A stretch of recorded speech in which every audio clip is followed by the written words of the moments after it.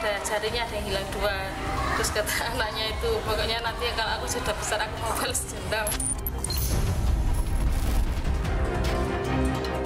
Untuk misalnya dia menyanyikan lagu Indonesia Raya tidak mau begitu. Itu adalah semacam yang tabu buat mereka, atau menghormat bendera itu tidak mau.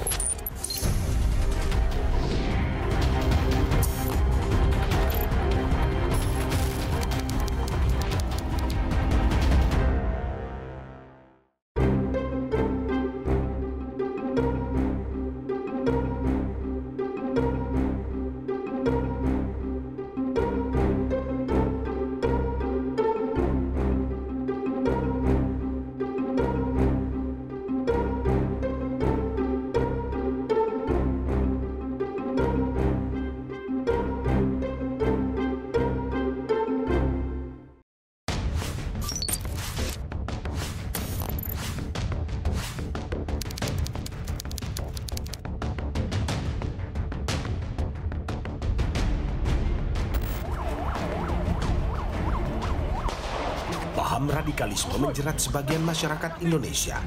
Ia adalah cikal bakal terorisme, sebuah ancaman yang terus menghantui negeri ini. Kerap tak terlihat, ancaman terorisme terus menggeliat, menargetkan siapapun yang dianggap menghalangi tujuan. Berdasar Indeks Terorisme Global 2022, Indonesia menjadi salah satu negara paling terdampak terorisme di kawasan Asia Pasifik dengan jumlah kematian yang terus meningkat.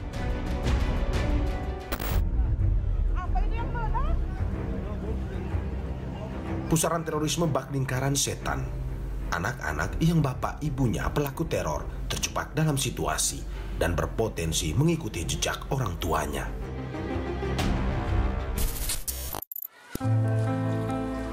Anak-anak ini ialah buah hati para napiter, narapidana terorisme. Sejak belia mereka sudah dicekoki doktrin radikalisme untuk membenci yang dianggap tak sealiran. Di antara mereka bahkan dibekali ilmu dan keahlian khusus, sehingga tidak mengherankan jika sejak dini mereka mahir merakit bom. Kini menjadi tanggung jawab negara untuk menghapus paham radikalisme dalam diri mereka. Seperti Akilah ini, bersama ibunya ia tinggal di Yayasan Lingkar Perdamaian di Lamongan, Jawa Timur, usai bapaknya mendekam tipui. Sejak usia 6 tahun, Akilah sudah mahir menggunakan senjata dan ikut beraksi bersama bapaknya yang merupakan pelaku penembakan anggota Brimob di Poso 8 tahun lalu. Elik Rahmawati, sang ibu, menceritakan dendam Akilah yang ingin melanjutkan jejak teror bapaknya yang dibekuk polisi. Contohnya seperti anak saya dulu kan, abinya itu kan kasusnya di Poso itu abinya. Ya, kebetulan kakinya itu kena tembak. Terus kakinya kan ada jarinya, ada yang hilang 2. Terus kata anaknya itu, pokoknya nanti kalau aku sudah besar aku mau balas dendam. Di sini, Akilah dan Elik mengikuti program deradikalisasi yang pemilik yayasannya ialah mantan napi terorisme Ali Fauzi. Elik dan Akilah diprogram agar bisa balik arah dari paham radikalisme. Namun ini bukan pekerjaan yang mudah. Butuh waktu 5 tahun untuk bisa perlahan meredam dendam yang menguasai hati Akilah. Alhamdulillah kalau untuk sekarang ini setelah kita pahamkan ya, kalau kita itu tidak boleh balas dendam ya. Jadi alhamdulillah mulai sedikit demi sedikit mulai berkurang. Ali Fauzi menggambarkan Akilah sebagai anak pintar. Selain mahir bersenjata, di umur 6 tahun Akilah mahir merakit bom. Tapi Akilah bukan anak penurut. Remaja 16 tahun ini adalah sosok pendendam dan sulit diatur kala awal mendidiknya. Baginya, Abi, panggilan Akilah untuk bapaknya, adalah sosok panutan, sehingga Akilah enggan mendengar pendapat orang lain. Cuma ada satu kata, musuh, bagi siapapun yang menghalangi paham radikalisme dan bagi mereka yang bekerja untuk negara Indonesia. Salah satu upaya kuat kita di Yayasan Lingkar Perdamaian ialah memutus mata rantai terorisme. Kalau dahulu ayahnya melakukan pemboman, penembakan anggota polisi, nah saat ini kita lagi membina anak-anak mereka supaya jangan sampai meniru ayah mereka, jangan sampai mereka kemudian membenci Polri, TNI, dan kemudian melakukan aksi seperti bapaknya. Akila bersama 60 anak napiter lain di Yayasan Lingkar Perdamaian mengikuti program deradikalisasi. Sejak fajar hingga terbenamnya matahari, para anak napiter yang umumnya berusia 16 tahun ke bawah ini belajar, bermain, dan mengasah kreativitas. Pengajaran umumnya berfokus pada pemahaman agama sesuai kaidah yang benar. Lebih kepada materi agama dan materi berkenaan dengan wawasan kebangsaan, supaya mereka juga paham bagaimana hidup berbangsa dan bernegara. Ali memberanikan diri memindahkan Akila ke sekolah negeri setelah bertahun-tahun menjalani program deradikalisasi. Sekolah itu berada tak jauh dari Yayasan Lingkar Perdamaian. Semakin kesini semakin baik, dan saya melihat paham keagamannya begitu soft, begitu lembut, dan harapan kita ya Mas Abdillah ini ya bisa memutus rantai terorisme. Kalau ayahnya dulu melakukan aksi tindak pidana terorisme dengan melakukan penembakan, beliau Ananda Abdillah ini menyuarakan Islam yang rahmatan itu. Akila beruntung sebab masyarakat yang berada di sekitar yayasan menerimanya. Ia bisa bergaul tanpa khawatir muncul diskriminasi padanya. Ada ribuan anak yang telah didoktrin paham radikalisme secara langsung oleh orang tuanya. Data Badan Nasional Penanggulangan Terorisme memaparkan di tahun 2018 saja ada 500 napi terorisme dengan total 1.800 anak dari para napi terorisme itu.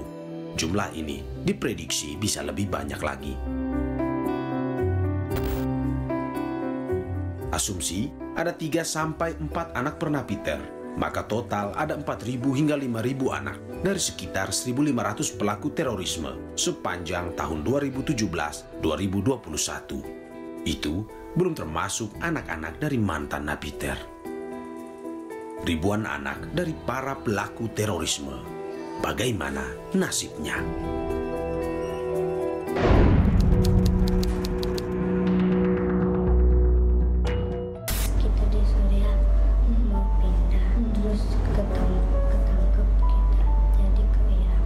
Ketangkep sama ISIS? Sama tentara atau? Banyak orang Irak. Gimana kondisinya penjara di sana? Gini Bisi-bisi, ada kasur tak? Dikasih makan? Mama juga di sana, Pin? Ini ambil hukum 15 tahun. Cerita anak dari orang tua teroris ini mencuatkan tanya, bagaimana sesungguhnya nasib anak-anak yang terjerembab pusaran terorisme. Litbang Kompas mencatat, putus sekolah, dikucilkan, stigmatisasi, mudah kembali terpapar radikalisme, hingga hilangnya hak pendidikan menjadi nasib anak dari pelaku terorisme atau napi teroris. Sentra Handayani jadi rumah rehabilitasi bagi anak-anak yang terpapar radikalisme. Dimiliki Kemensos sejak tahun 2016, Sentra Handayani menangani anak titipan polisi, Densus 88 maupun pemerintah daerah. Jika kami telah menangani sebanyak 255 orang.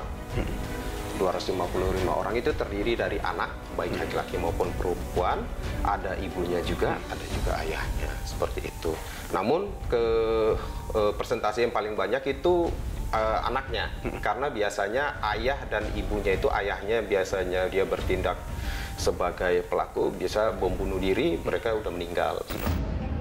Mayoritas penghuni Sentra Handayani adalah mereka yang terpapar paham radikalisme berat. Banyak yang bilang bahwa anak-anak ini punya kesempatan untuk menjadi seorang teroris melanjutkan orang tuanya. Benar nggak sih Pak stigmatisasi ini, Pak? Bisa benar, bisa iya, bisa tidak.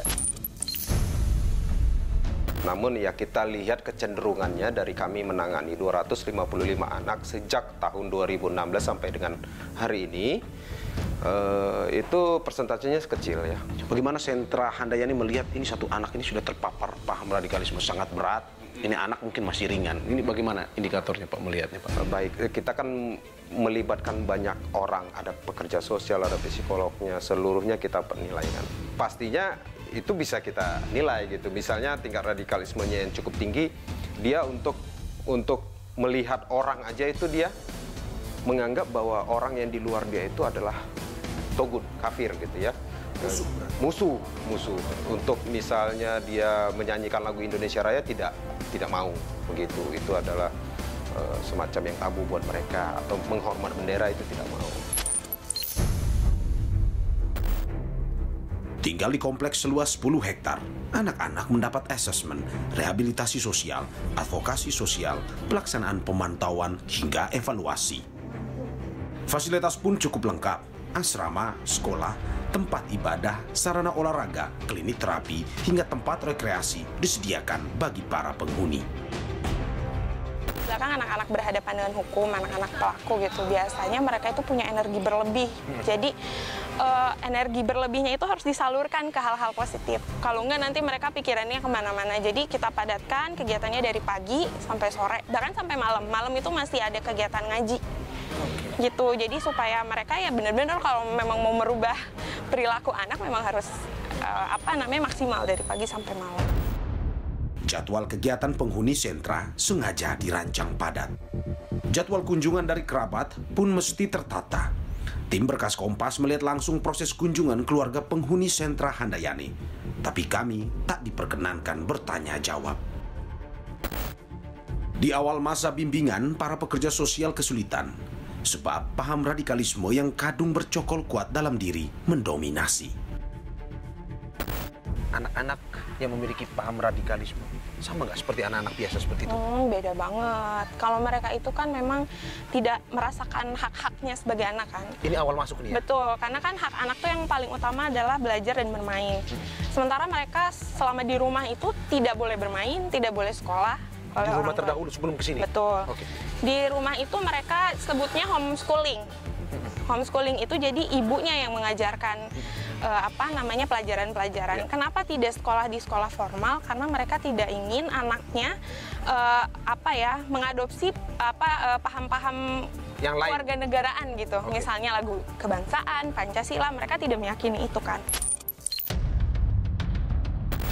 Penolakan kerap dialami para pekerja sosial. Apalagi kalau mereka datang dengan orang tuanya ya, karena orang tuanya kan mengawasi betul gitu. Apa aja kegiatan anak-anak gitu. Awalnya menolak sama sekali. Kita ajak main, kita ajak nyanyi misalnya, anak-anak kan senengnya nyanyi gitu. Itu tuh nggak boleh. Mereka menolak nggak mau? Menolak nggak mau, karena apa yang diajarkan oleh orang tuanya itu harus betul-betul dilakukan oleh mereka. Karena mereka itu patuh gitu sama orang tuanya gitu. Jadi kalau orang tuanya bilang nggak boleh mereka nggak akan lakuin.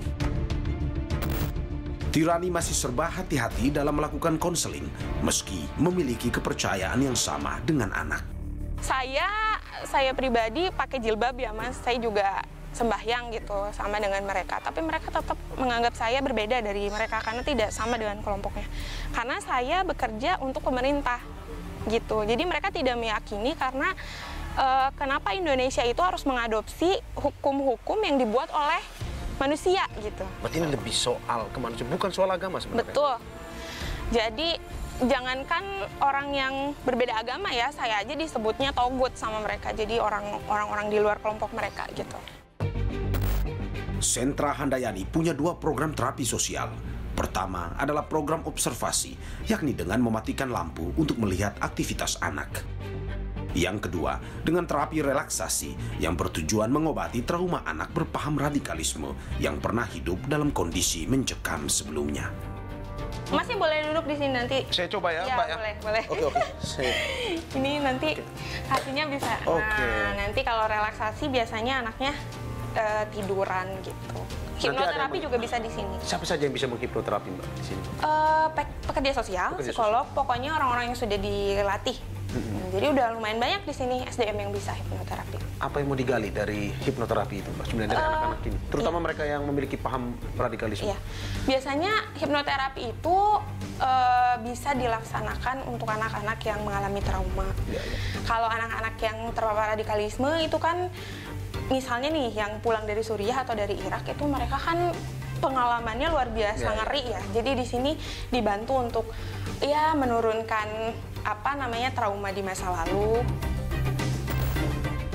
Survei Litbang Kompas memaparkan, mayoritas responden menilai anak yang terlibat dalam pusaran terorisme merupakan korban. Dan sebagian besar responden mengaku berempati dalam bentuk merangkul dan memberi bantuan atau perhatian pada anak dari pelaku terorisme. Selama terorisme dan radikalisme masih ada, kasus anak terlibat di dalamnya tak bisa terelakkan. Lantas, di mana negara? Bertahun-tahun Zulia Mahendra mengalami depresi. Ia dijauhi dan sulit mencari kerja. Zulia Mahendra adalah putra sulung Amrozi, pelaku bom Bali 1. Ia masih berusia 16 tahun saat peristiwa bom bunuh diri itu. Hendra, sapaan akrabnya, sempat ingin mengikuti jejak bapaknya, menebarkan teror ke penjuru negeri. Puncaknya adalah ketika bapaknya, Amrozi, dieksekusi mati. Hendra merasa kehilangan tumpuan hidupnya. Emosi dan kalut menguasai hati dan pikirannya kala itu. Meski anak dari pelaku teror, Hendra mengklaim ia adalah korban. Ia mengaku tak tahu apa-apa soal rencana dan tindakan bapaknya dalam aksi teror yang menewaskan lebih dari 200 jiwa.